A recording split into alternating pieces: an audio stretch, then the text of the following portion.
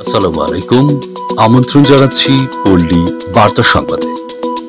আসন্ন দোহার উপজেলা পরিষদ নির্বাচনে মহিলা ভাইস চেয়ারম্যান পদপ্রার্থী আসমা আক্তার কলসমার্কা প্রতীক আজ সোমবার ৬-৫-২০২৪ বাদ মাগরিব পূর্ব দক্ষিণ শিলাকোঠা জনাব মোহাম্মদ আসলাম ব্যাপারীর বাড়িতে উঠান বৈঠক অনুষ্ঠিত হয়েছে।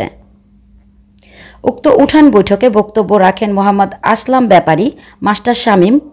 প্রধান অতিথি হিসেবে বক্তব্য রাখেন আসন্ন দোহার উপজেলা পরিষদ নির্বাচনে মহিলা ভাইস চেয়ারম্যান পদপ্রার্থী আসমা আক্তার। সবাই চাই এই পশ্চিম অঞ্চলে আমরা একজন মহিলা ভাইস চেয়ারম্যান চাই। জনাব মোহাম্মদ আসলাম ব্যাপারী বলেন, সৎ যোগ্য অন্যায়ের বিরুদ্ধে প্রতিবাদী কণ্ঠস্বর আসমা আক্তারকে কলসমার্কায় ৮-৫-২০২৪ মঙ্গলবার সকলের মূল্যবান ভোট দিয়ে আসমা আক্তারকে দোহারবাসীর সেবা করার সুযোগ করে দেওয়ার জন্য অনুরোধ করেন।